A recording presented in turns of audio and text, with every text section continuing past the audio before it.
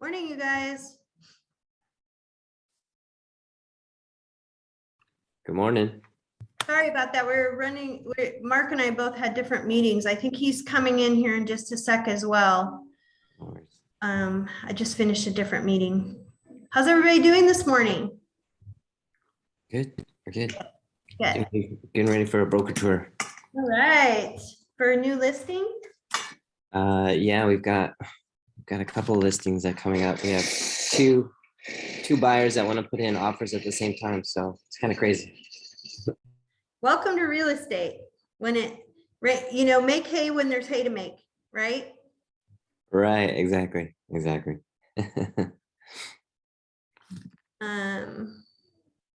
Okay, I'm really waiting on Mark here. Let me go ask him one more time. I don't know what's going on. Give me a sec. Let me find out where he's at. No worries.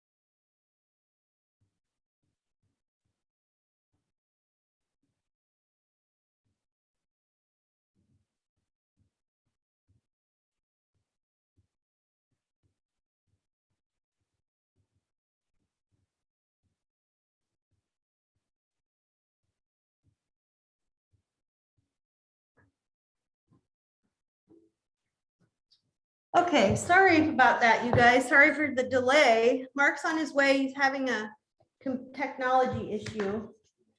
So last week, we basically finished up how to do a listing contract, how to do the RLA. Can you guys all hear me? Everybody, Teresa?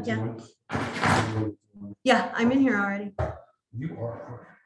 Because we're late. Mark's here, he's coming. So we finished up how to do an RLA, and one of the things Mark and I were talking about this morning is that this is not supposed to just be a lecture style class. You know, TransactionOne is meant to be practical too, to help you guys build your skills. And so with that said, the best way for you guys to build your skills is to practice writing contracts is part of it. And then we're going to work on some other stuff today. So we'd really like for you guys to send us a practice listing agreement and purchase agreement, because we already went through that. So as you guys are growing your skills on that, Teresa, if you, for example, if you've written enough already and you don't feel like you need practice anymore, I know I've been working with you for a while. So but if you're feeling like you haven't done this before, the best way to learn is to practice. Remember, we talk about that analogy of being in a game. You don't want to practice during the game, you want to practice before the game. So you don't want to be with your client and all of a sudden we're echoing. All of a sudden you're trying to write an offer right in front of them and you look like you don't know what you're doing, because you don't. So we would really like for you guys to be practicing your RLA, practicing your RPA. That's why TransactionOne is here.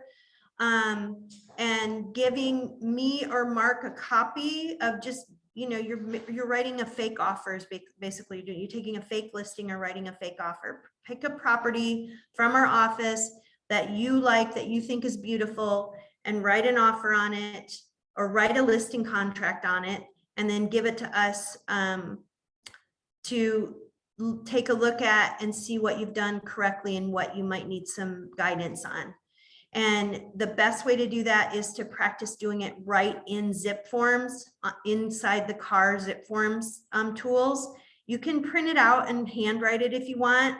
I find sometimes the old-fashioned way of printing something out and handwriting is a better way to retain the information, because it makes you read each line instead of just filling out the bubbles or whatever you'd call those. So the boxes. So we're suggesting that you do that and you get a copy to me or Mark. Okay. So with that said, Mark, we're done with the listing paperwork, right? So then the next thing that we'd be talking to everybody about is actually taking a listing and like what goes into that process. Yes? Okay. Yeah, because I don't think. Let me mute myself now. There we go. Guys, correct me if I'm wrong. We just went through the listing contract, but we never went through a listing presentation with this group, right? How to do a listing presentation and what all that entails. No, We haven't gotten to that part yet, right? I don't remember. Okay, good. Then we're prepared to do the right thing today. Because, yeah, that was the plan, right? We were going to go through that listing agreement. And then after we're comfortable with filling that out, then we'll actually talk about listing presentations. And that's kind of what I wanted to focus on today. Mark, Yeah. could we also talk about? Somebody raise the hand, Kevin. Yeah. Yeah. Quick question. Hold on a second. So our buyer wants to write an offer and the listing said they want the PRDS form. Good times. Huh? Good times. All right, Yeah, so we have never done PRDS forms. Sorry, guys, I'm a little late this morning because my email for some reason is not sending, it's not receiving anything anywhere. So I just got a text message from my provider saying they're working on it. Okay, anyway. So PRDS forms are based out of Samcar and Silvar. Those are the two boards that facilitate those forms. If you're a member of Silvar or Samcar, you'll have access to those PRDS forms. If you're not a member, you should still be able to get access to the PRDS forms through WinForms. Just make sure that if you, the library, when you're in WinForms, let me do this real quick. I can show you guys because I actually may even have it up. So Mark, you're saying you can get it from Samcar? No, it is in our library. It's in our library. Yeah, I just have never used it. Okay.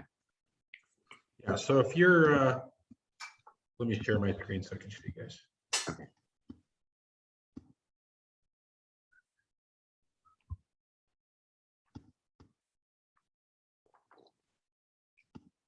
Kevin and Kiri might know where it is, but others might not. Okay, when you're in this RPR, you guys should be familiar with this. This is where all your transactions are inside of WinForms. At the very, very top, when you go to select the forms you want to use for whatever it is you want to use, in the upper right-hand side, and I hope it's a pop-up window, so I hope you guys are seeing this. In the upper right-hand corner, where it says California Association of Realtors, you click that, and then you'll have access to other libraries of different things. So PRDS library is here. So just a couple of things that you should know about the PRDS form, which are different than the CAR form, so you have an understanding. CAR form by default is an as-is contract. You don't have to write this is an as-is contract on a CAR form. The PRDS contract is not an as-is contract. If you want to make an as-is offer, there is an as-is addendum, a checkbox you have to check. It takes specific action, right, to make sure that we're acquiring the property as is. And that's fine too. If you don't select the as-is box, there are included maintenance clauses in the PRDS contract, which will obligate the seller to make certain repairs. Number one, there has to be a Section 1 termite clearance. Number two, the property has to be free of all leaks, meaning plumbing leaks, window seals must all be perfectly sealed. So if any windows or have that condensation, they have to be fixed. All appliances have to be in good working order. So basically PRDS contracts, and if you're working with FHA loans, they kind of go hand in hand in that they will conform the property to the appropriate condition for it to transfer with that type of loan. Got it. And then so, The other difference is if there is repair requests for work to be done. Working with PRDS contracts, all repairs must be completed by licensed, bonded, and insured contractors with warranties that transfer to the new owner. In the contract, that's what it's written. The CAR contract has no such stipulation. A seller can fix their property themselves if they want to. With a PRDS contract, unless they're a general contractor, they cannot. right. So who typically requests a PRDS? Like Typically agents that focus on that upper Santa Clara County, San Mateo County area, Silvar members and Samcar members, for the most part, we'll mandate that. Isn't that? Oh, one other thing, and the other reason why some listing agents like the PRDS forms. The contingencies work a little bit differently. With the car form, if you want to cancel and you have a property inspection physical condition contingency, there's nothing the seller can do besides give you your deposit check back and move on. With a PRDS contract, that's not necessarily the case. Obviously, it's an option. The buyer makes a request with a contingency. Seller says no, they don't make an agreement, they cancel, and they go back. With the PRDS contract, the seller has the right to remedy any issue. So if the buyer says, well, we want to cancel because there's a loose toilet in the hall bath and we're afraid to break, we don't buy houses with loose toilets. The seller goes, oh, I'll fix it. Problem solved. And I won't fix it, my plumber will fix it. And here's the warranty and here's the receipt. Buy the house. Or I keep your deposit. Right. And even if they have that property condition contingency in place, the seller has the right to fix or remedy any issues and keep the buyer in contract. That's it as far as the differences go. Got it. So So some agents like that or want that level of control. Some agents like to have the repairs clearly defined in the contract. That way, when a buyer agent comes back with a long repair request, they go, man, the contract already says what we're going to fix. We're not fixing anything else, and sends it back to you. Whereas with the car contract, every repair needs to be stipulated. yeah. So, you know, when I was new, I did that too. I sent the laundry list over with my repair request, and the guy said, no, we can't. We're only going to stick with the contract. But it was a buyer's market. So we negotiated beyond their contract. But still, you know, understand that we're working with now is a heavy seller's market, even though we might be facing a shift. Still today, you know, we're still in a heavy seller's market. So negotiating repairs is not something we do much of, although I've seen it. So don't say an absolute no when your clients make that request, because you know that I have seen agents do it. I have seen agents take contingent offers, all kinds of different things happen. So anyway, that's that. Hey, Mark, so I was gonna ask you a question. Look at him. If the offer is no contingency anyway, as is, you know, no contingency whatsoever, then the two forms pretty much the same, right? Pretty much. Yeah. Yeah, Yeah. pretty much. You still have the, well, yeah, because they remove all contingencies. So yeah, there's no negotiating power for the buyer at that point. Yeah, so if it's no contingency, then actually either form would be kind of identical, right? Yep. We actually don't see, I mean, we're in San Mateo County, but we don't actually see a lot of requirement for PRDS. But this one is put in the MLS that they want the PRDS. Yeah, it's good to be familiar with it, you know. I don't like to mandate myself personally, you know, I'm happy to work with any contract someone offers me. We can read it, we can work with it. Well, as long as it's one of the, you know, major contracts that are used. So Clara, PRDS, if you're in San Francisco, they have their own, right, SFAR form, so. Yeah, if you don't, I mean, if you have a listing and if you don't want people to use the PRDS, then you can say, well, we require the car forms. You can say that, Yeah, right? you can, yeah. Yeah, okay. And car forms work with almost everything, even San Francisco. The only thing with San Francisco is they have a few issues with sewer laterals. They have a few issues with underground storage tanks and different things with the big city that don't apply anywhere else. So their contract has special verbiage to deal with those issues. So there is an addendum on the car forms for San Francisco that handles that. I see. Mark, does that default in when you're filling out the information that if you say it's in San Francisco, it automatically adds the addendum, or you just, Wouldn't that be smart? that'd be awesome, right? Would, but it doesn't, Okay. because we make deals, right? Just because the guy's in San Francisco and he signs our car contract, he's going to be held liable to the terms of that contract. You can't say, oh, but I'm in San Francisco, you didn't use the right form, so this contract's invalid. No, that's not the case. Once they sign it, it's a contract. Contract is contract. It just may not clarify every issue that may need to be clarified to transact in the city, in which case an addendum needs to be used. That's it. Got it. And who would And as a listing agent, that's some of the things that you should know. And as a listing agent, you should be familiar with the contracts, because you could get a PRDS contract on any of your listings at any time. So it's important to know what those contracts are and how they differ, so you can properly explain it to your clients. Mark, do you have a preference if you have a listing? In general, I like the car default as is nature. So I personally prefer the car contract. It's a little easier to work with, especially their ancillary forms. PRDS has a few pretty heavy ones. I know they probably can't hear me, but I would just add to that, that if Laura, can I hear you? you can repeat it. I'll repeat it. But it's the form that our whole state uses. Yeah, and the car is more universal around the state too. So if you're familiar with that, you're working out of the area, you're always free to use that. So it's good to master. Okay, and then who requires the addendums? Is it going to be the title companies or like who? How do you know? Oh, for the specific issues that they have in different areas, yeah, title company is going to go through. Because the local ordinances mandate the property can't change title unless certain criteria are met or certain reports are ordered. So they got to make sure those reports and criteria have been met for the transfer. All right, cool. So the title or your transaction coordinator should be able to help. Like, hey, you forgot this addendum, do that. Yeah. One. Cool. If you put for your listing, if you put as is sale, does it mean no contingencies? Are these two things mean the same thing? No, they're different things. Two different things. A contingency means that I want the property, but there's something I still have to think about. There's something I still have to evaluate.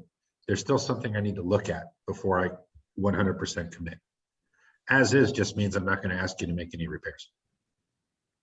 I'm going to take the property the way as it sits, minus your furniture, minus the personal property. Because I have seen listing, they put in the MLS, it is as is sale. Okay. So if they put that, then that means we cannot have inspection contingency. No, you can't. They It just just means the seller is not going to be doing any repairs. Oh, but you can walk away. Huh? But you can walk away. if you find Oh, something. yeah. Yeah. Hey, Mark, If there's an can I- inspection or if the buyer has let's say if the buyer has a question or is concerned about a facet of the property, they're not comfortable without a contingency, that doesn't affect as is. It just means the buyer needs to investigate that before they make a full commitment. That's it. They can investigate it, feel comfortable, or they can investigate it and say, you know what, I don't feel comfortable. Then you can back This out. is a problem. So then the seller makes a choice and says, well, we'll either solve it or we'll send them on their merry way and find somebody else. So And if, hopefully that problem isn't a problem for the new guy. yeah, if you put in the listing as is sale, but you can still change your mind later on and say, oh, no, it's okay. We'll Yeah. fix it for you. Yeah. You can put in the listing anything you want, as long as it doesn't violate fair housing. Hey, Mark, this is Rachna. Sorry to interrupt, but I have very quick question. I'm writing an offer. Go ahead. Ask you for the for San Jose escrow and title fee. Seller needs to pay, right? I have seen the documents. So in the offer, I can mark as a seller shall pay escrow fee. Seller shall pay owner's title insurance. And then other cost, seller shall pay county transfer, tax or fee. That's correct, right? Correct. Okay, thank you. And sorry to interrupt, Kevin. No, it's all good. And don't forget the city transfer tax if it's in the city of San Jose or Mountain View. Do they know like the easiest way to find who pays for what? I have a cheat on that. Yeah, I have a cheat too. Is it over public title company? Yeah, they all do.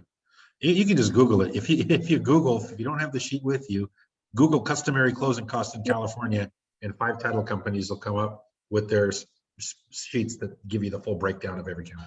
Yeah, I saw that, but I just wanted to, because every time I did it for Alameda, Fremont. This is first time I'm doing it for San Jose, so just wanted to make sure.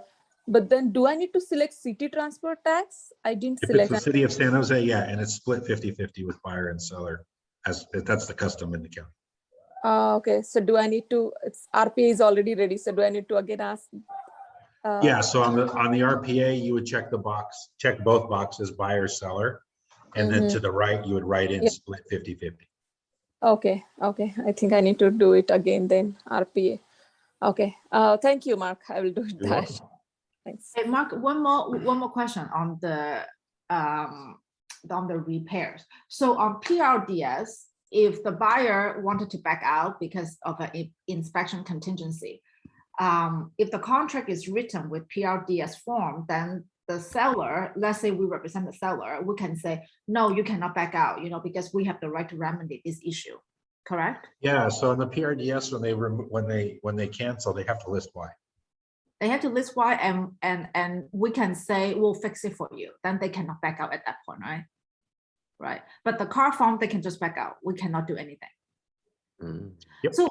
So with the inspection contingency, can you just find some like stupid things and back out? Like, I mean, you can say whatever you want, right? Yeah, that's it. The only thing you can't say is the buyer changed their mind, sorry. You have to have a reason. For PRDS, in the car contract, you don't.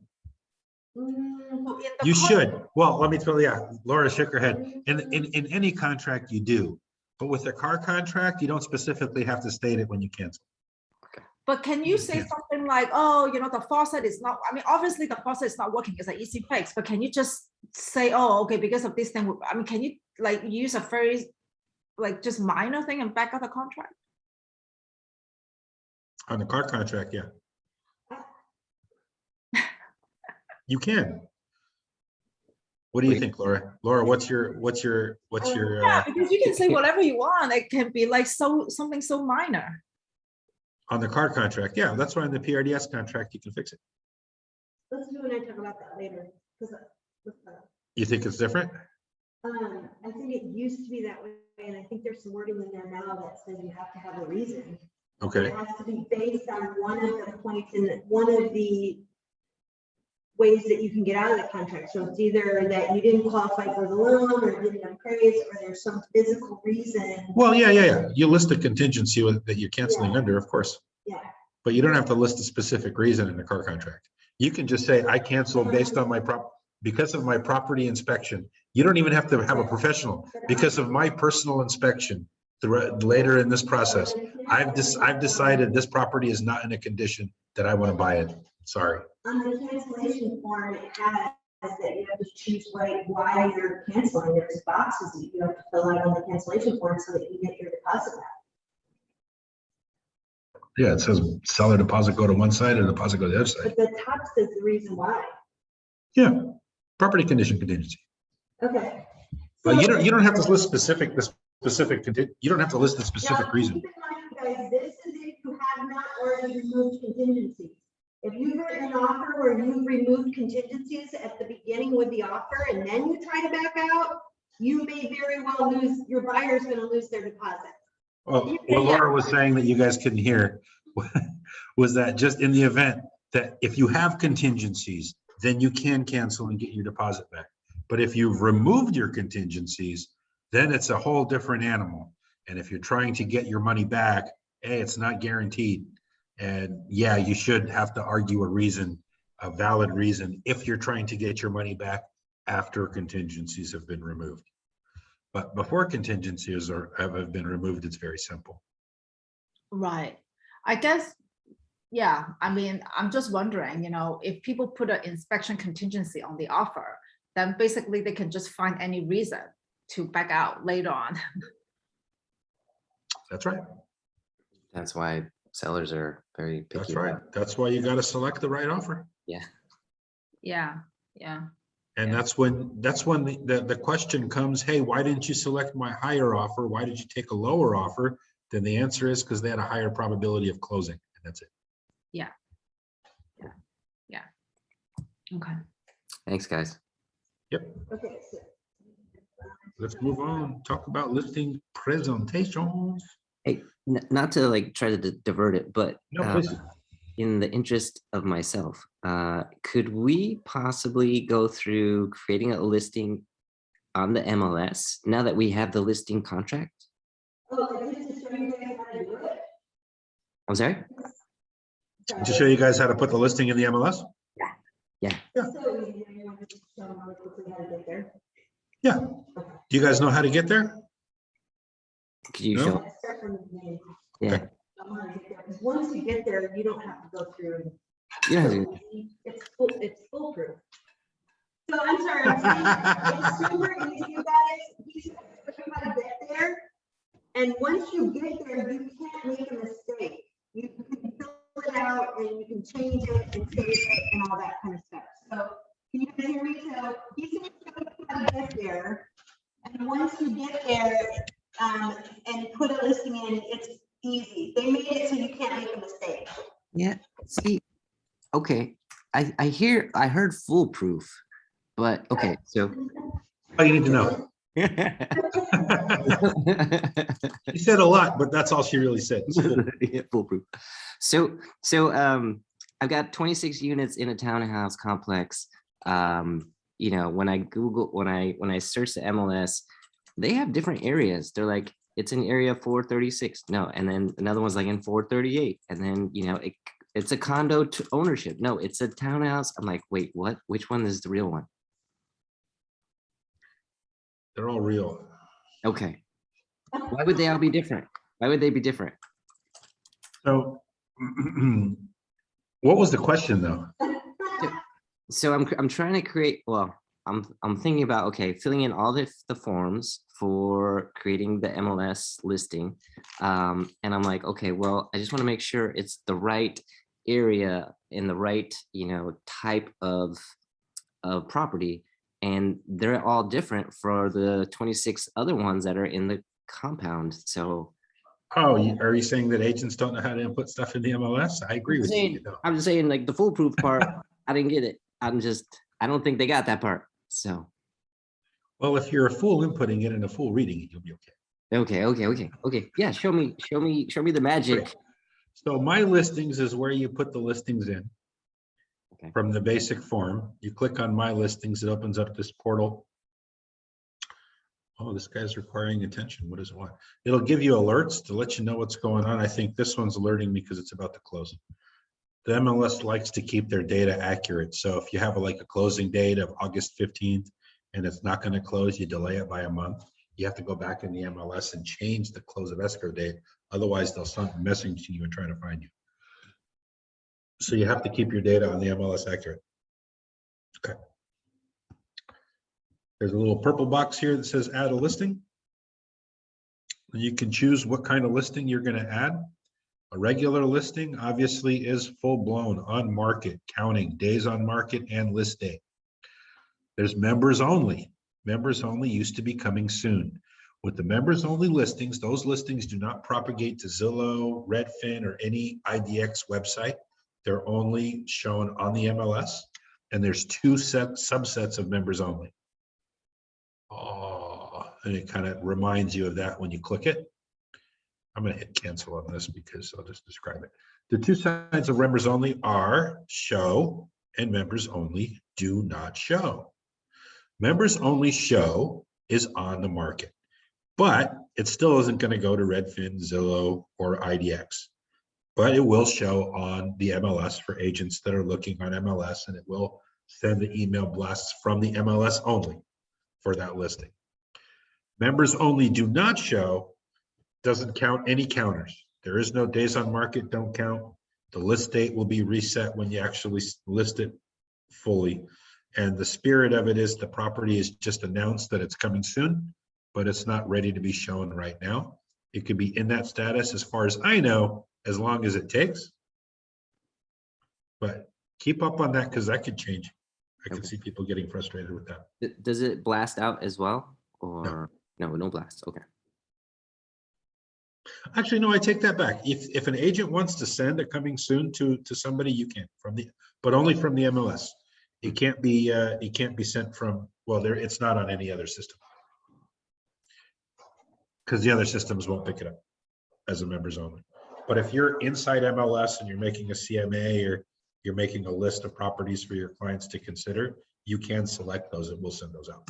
Okay. Because I've seen it on like Zillow and Redfin, it says coming soon. So would you may have to go in their portals separately and put it in coming soon individually.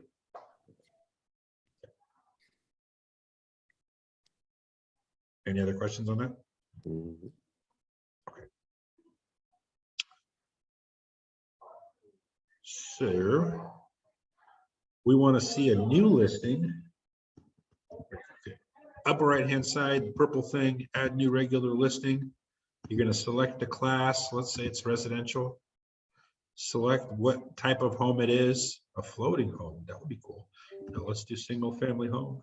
Well, again, in that compound, some are labeled condo, some are labeled townhouse.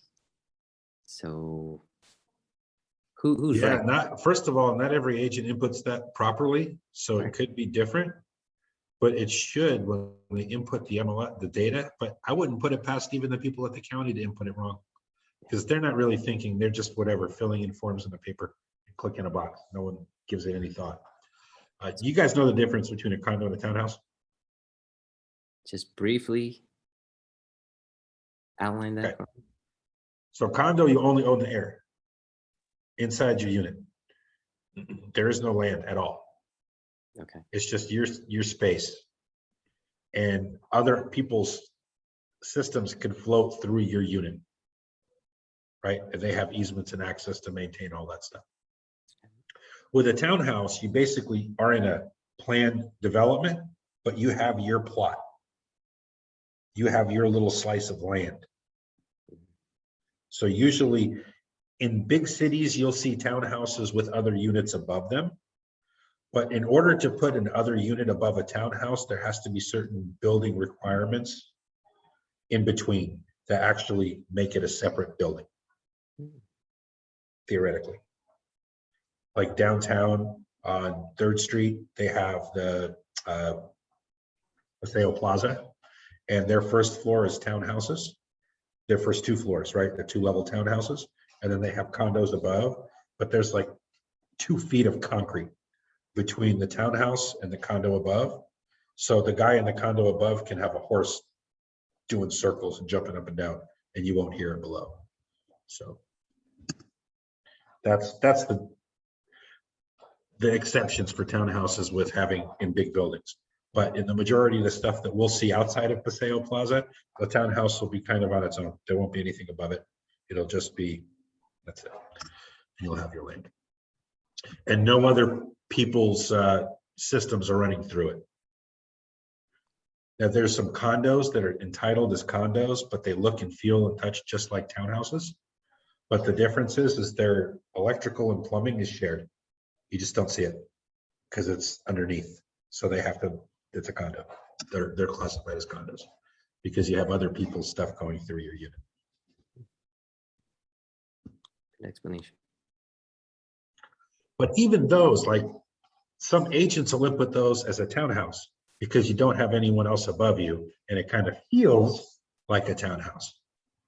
So whenever I'm doing a CMA, evaluating any type of PUD, whether it be a condo or a townhouse, I always select both, just because of that reason that they're not always accurate. And you might miss something. Okay. Okay. So yeah, you start a listing, you figure out the property class. In both cases, it's going to be residential. Is it a condo or a townhouse or whatnot? I put this as a single family home, but here you can select a different one, what it might be. Is it detached or attached? And then you select your listing office and who the agent is so that you know who it is. If you have a co-listing office, this is where you can list that as well if you have another agent working with you. So if a townhouse is connected, Mhm. it would be listed as townhouse attached. Mhm. Or a townhouse. If it's by being a townhouse, it's assumed that it's attached. So, sorry, one more time. If it's a townhouse, it's detached. No, it's assumed that it's attached. It is. Okay, got it. Okay. So to get the information on the property, you can put the parcel number, put the zip code. This is a listing I'm working on right now. You can call them, they don't speak English. So you can pull the data straight from Realist. Wait, do you speak their language? Hopefully you speak their language. Okay. Я говорю по-русски, без проблем. All right, so it pulls up all the information.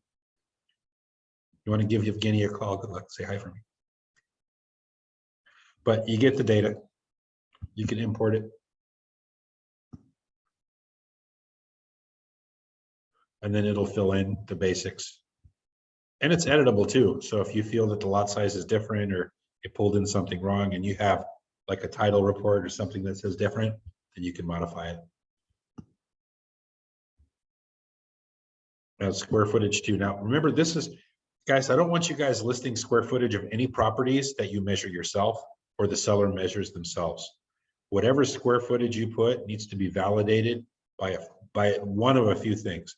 Number one, the county records database. If it's in the county records database, someone at some point measured it other than you, right? So we want to keep it neutral, third party, this specific information. So if you have an appraiser, that appraiser went out and measured the property, you can use that. Even if you have a Matterport, they came out and they measured the property, third party, you can use that. Quick question, Mark. Yes, Teresa. Sometimes the square footage is different than county records. Yep. Is that just a data entry mistake, or could it have changed at one point, or? Okay. Most likely someone changed it and didn't have a permit, which Okay. is why there's, you know, a different reflection. In many cases, depending on where the property is located, and it happens with custom homes sometimes, is because of the building standards, you can only build a house that's so big, but sometimes people want their houses bigger. So what they'll do is they'll put a lower level or a basement that doesn't calculate into the square footage, but that lower level and basement's actually finished and serviced by AC and HVAC. So it technically is space it's technically living space. It just may have not been allowed to get the final building permit as living space. So they made it as a basement. But then when someone goes to sell it and they're thinking, oh, if I list this as a 1,500 square foot house, I'll get 1.5. But if I list this as a 2,000 square foot house and include my basement, right now it's $2 million. Let's list it bigger. Okay. Right. So, you know, that's where that's where we have a little bit of a conflict sometimes between what the real square footage is or what the county records say. But in most cases, it's a sign of unpermitted additions. Okay. Mark, in that scenario where you had the basement, would it have to be a certain height as well? Like it has to be like 8 feet tall, or? If you want it to be full living space, yeah, it should. Okay. But I think that basements themselves don't have to be 8 feet tall. I mean, there's no specific requirement of that, because remember, they're not counted as living space. No, I was just saying in that scenario, if it was like under 8 feet and you had it finished and everything, could you still call it additional square footage? I wouldn't. Okay. Okay. If I can't stand up in it, it doesn't count. Okay.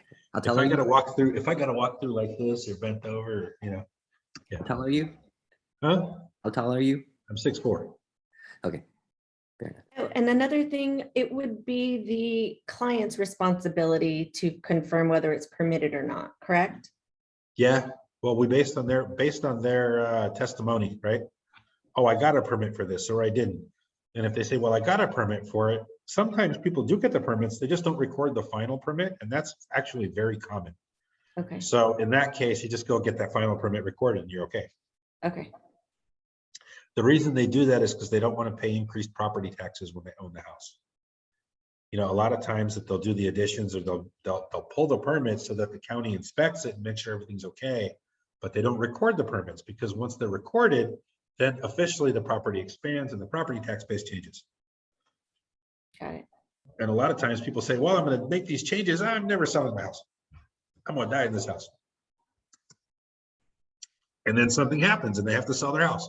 So, you know, that's how it is. That's life.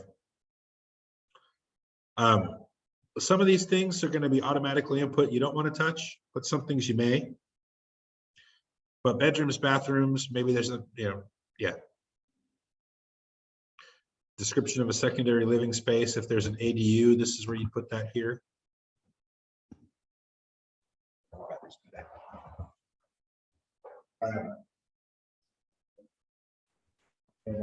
My screen went halfway down. Oh, here. You don't mind plugging me in real quick?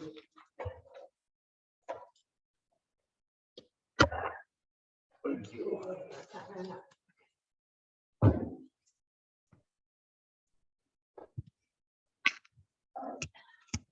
Beautiful. All right, good. Now we have no danger of blacking out here.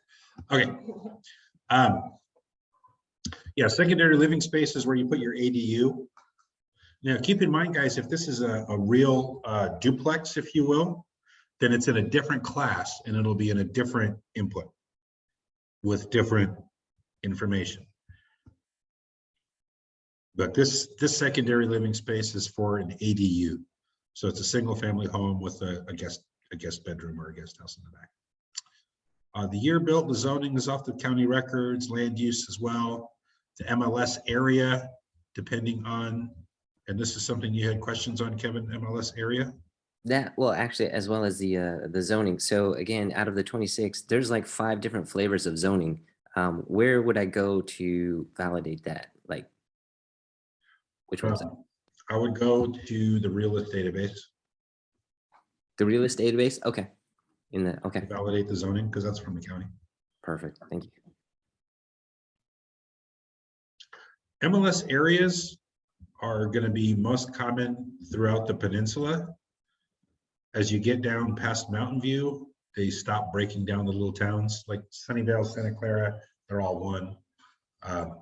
Campbell, Cupertino, they're all one. They don't break them down in the area. San Jose, they do because it's a big city. But if you go up from Mountain View to Daly City, every little town is chopped up into neighborhoods. So you have to know which neighborhood you're in. If you're, I could show you on the MLS, on the map, there's the layers. You click on the layers and there's a box for MLS area. And if you click on that, it'll show you the borders of all the MLS areas. And that makes it convenient for evaluating property up on the peninsula. If you're doing a CMA, if you just stick to the MLS area, and you'll be good as far as locality goes, because it'll probably be in the same school district in the same town. So your best source of comps is the same little area. School district as well, that's probably not going to change. If you want to input the actual school that it goes to, validate first with grade schools that that's the assigned school, or you can call the district and find out the assigned school if you want to be doubly, triply sure. If you're not sure what the schools are, don't put anything. So, I'm sorry, one more time. You said it's in the I real. said, if you're not sure what the schools are, don't put the schools, just the district, whatever is defaulted. Whatever's defaulted. Okay. And that's not on Because the school district is such a big buyer's Yeah. point of contention, we want to take as little liability for their kids not being taken into those schools as possible. And it is possible that even though they live there, they won't be allowed into that school. Hopefully that makes sense. If your clients want a specific school and a specific house in a specific school, before they write that offer, they should validate by calling the school district and making sure there's A, it's in the school, it's in the zone, and B, there's space for the kid. It's never happened to me directly, but I have heard of stories of people wanting to get into specific schools in Cupertino, and they move in like August and it's full. And they can't go to that specific school. They have to go to a different one. In the district, so it's not like a huge drop off, right? It's not like, oh, I thought I was going to go to Monte Vista, but then I have to end up going to some school in Gilroy or something like that that's far away or not convenient. You know, it's gonna be in the local, whatever they're gonna go is gonna be local and probably the same district. But still, people are particular, and if that's a big buying point, they can't get their kids in, they'll be mad at you and blame you. So it's important that we take that off our shoulders and put that back onto the client to validate the research and validate that there's space. Especially if they're moving in the summer. You know, if they're moving throughout in the middle of the school year, chances are the chances of enrollment are greater. Okay, so city limits across streets, you input that information as necessary. Directions. Anything with an asterisk must be filled in. Anything without an asterisk, it's up to you whether you want to put it in or not. And after each little step, you know, there's a next step that'll tell you about the next opportunity. Yeah, you guys, if you can hear me, it's really hard to do this wrong. You click verify at the bottom. It lets you save it along the way. So you can work on it and then you can save it and come back to it an hour later. But is it important for them to do it the day that it's supposed to go on the market though, because it changes the date on it? What do you mean? Like if I say I want it to go on the MLS today, I don't want to work on it 3 days ago because it has the date from 2 days ago. It doesn't matter. It doesn't do that. It's when you. It launches when you hit validate and launch. Okay. That's when it launches. So never mind what I'm saying, you guys. Yeah, you can practice, you can make drafts, right? Like if you're preparing it, but you're not ready to go live, you can create everything and get it ready and it'll save it. Yeah. And then once it's ready, just go live. You hit this verify button here at the bottom. See, it verifies now. It says it's got all these errors and it gives you the list of errors of probably everything I haven't filled out because I skipped to this step. And you can go back. If you need to change something and go back, you can go back to the steps above. So that it's really foolproof. It's really hard to get it wrong. They made it as easy as possible. No. Probably the toughest thing to do is upload the photos. Yeah. And then links. Yeah, the only things that you don't manage initially when you input the data is the open house and the broker tour. Once you input the listing and make it active, then you can go back and manage the open houses and broker tours. And there's a button for that too. Yeah, it is. I'll show you. And to maximize your viewage, what day would be the best to list? Is it like on a Monday or a Tuesday morning for the broker tours, depending on your area? Depending on the area. I like to listen the beginning of the week, the day before broker tour, and then do broker tour. So, but that's just me. But I don't think that some of the broker tours have a deadline that you have to have it on the MLS by a certain time to make. Yeah, usually the day before. Yeah, check the broker, the rules of the tour that you're going to be participating on, because they're all slightly different. But typically they're going to want the listing on at least the day before. Well, that's when the tour guide goes and pulls them. Got it. So you want to do the broker tour first, more than likely. Is that what you could? I mean, I've done it a variety of ways. Okay. I think these days, if you start early in the week, do the broker tour first, then do the open house, and then take offers. That seems to be the trend today. A few years ago, the last run up, I'd like to do 2 weekends of open houses. So I would put the listing on Thursday or Friday, and then first open, and then run the full packet the next week with the broker tour, then the second weekend of open houses, and then take offers. Yeah, these days, I don't think you do need that long. I think it's just the way the information is distributed today versus how it was even 3 or 4 years ago. Because right now, I mean, once you input the data in the MLS, Redfin and Zillow have gained so much mind and market share that goes out so fast, and everyone gets their alerts so fast that whether you hit or missed on price and condition within a day or two, really. Yeah. Like if you list a house today, like the way with the market is, right? If you list a house on the MLS and you get no calls for 2 or 3 days, something's wrong. Yeah. It was really wrong. I mean, Yeah. in most cases, your phone should be blowing up within hours of going live on the MLS. Yeah, our clients are sending us like listings and from Redfin, and it shows you like how long it's been on Redfin. It's like 4 hours, and it has over like 1,100 views. Yeah. Yep. Because that's the way it works, right? Once that listing hits, the systems take that listing and they automatically just start email blasting everybody that requested information in that area or how to save search, or, and that's just not just Redfin. Redfin's actually, they have a lot of share with them and Zillow, but there's also like 5,000 IDX websites that are doing the same thing. All our websites that all the agents are using. So I think the information gets out so fast that anyone in the market ready to go now should be ready to go after a weekend of open house and make your offer. Back in the day, it used to take maybe a week for everyone to figure out that your house was on the market. Okay. But today, it goes so much faster. And so the distribution preferences where you see VOW, IDX, AVM, that means, So what these stand for is virtual office websites, VOW. VOWs are basically, the website behaves as if the client's sitting in your office. IDX is a little different. It's Internet Data Exchange. That's basically someone looking online that may or may not be a client of yours. And it's a distinct difference with how the data is displayed and what you must share and what you must not share between the two.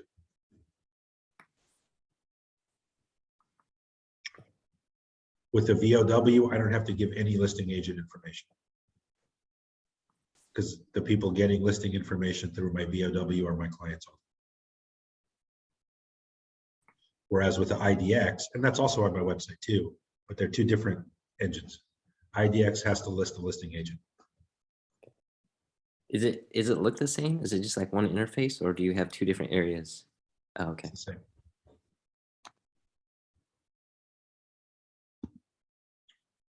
It's the same. And then- Because what VOW, that database is based on email. So the email notification goes out, they access from the email, so they're authenticated as my clients, someone in my database.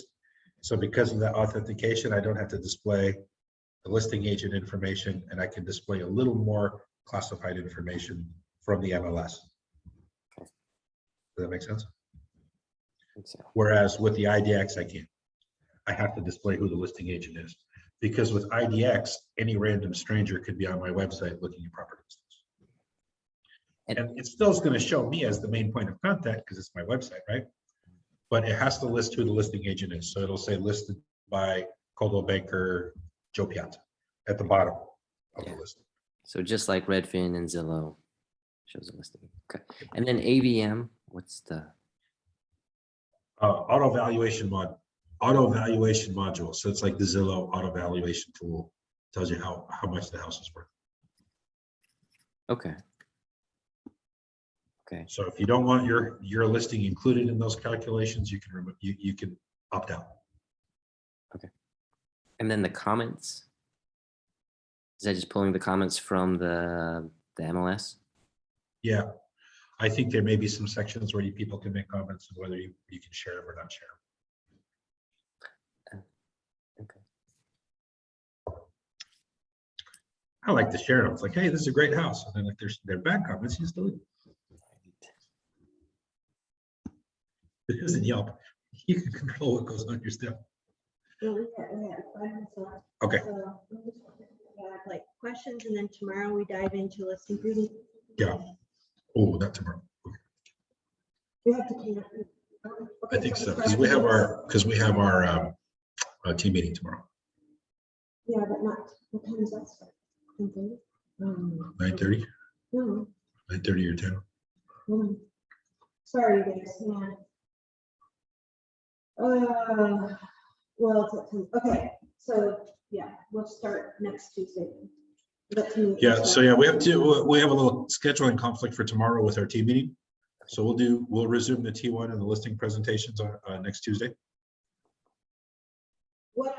Can you guys hear me? Can you guys hear me? Ooh, what I would love for you guys to do, since we're giving you tomorrow off, on listing contract, if you guys want us to take a look at it and see how you're doing and filling them out. If you send us one that you've already done, we can take a look at that, or do a fake one. And we practice, or you just practice on one and send it to me or Mark, and we'll take a look at it this week and get feedback back to you, since and then remember that we have our inside meeting, that's our monthly team meeting, is tomorrow, it starts at 10:30 tomorrow, okay? So we're not gonna do TransactionOne tomorrow. Inside meeting at 10:30, and we will resume next Tuesday with how to do a listing presentation and the pre-work and all that goes into that. And so if sometime this week you want to send us offers that you read, so we can take a look at it, that'd be great. Listing offer or listing contracts or purchase contracts. Okay? Questions? We have a couple minutes left. If you guys have any questions, final questions about anything. I got an idea. Also, while you guys are working on contracts, for our listing presentation session next week, think about things that a home seller needs to know, or a question that a home seller will ask of you, so that we can prepare good answers so that we can win. If you want to sell, what questions would you have? What questions or concerns selling your home that you have? Cool. Any other questions, you guys? We need one last question.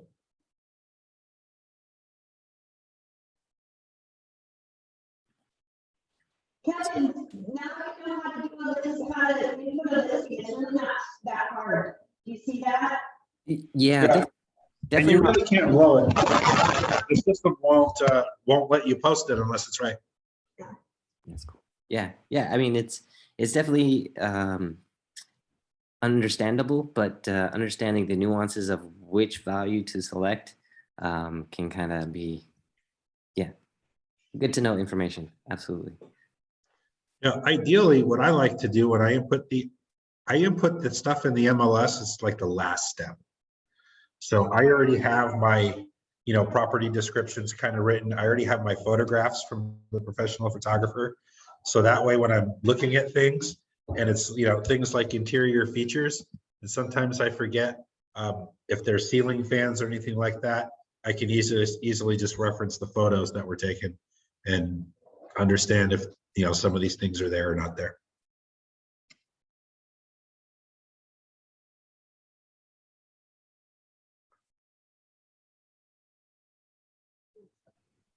Yeah, thank you for letting me hijack this transaction one. I appreciate that. Well, hopefully everyone got something out of it, because it's information we're all going to need anyway, or you're all going to need anyway. Anything you have a question? No? I thought she went after you. Teresa, are you good? You have a question, concern? No, I'm good. Just wanted to say thank you. You're welcome. Mika, you good?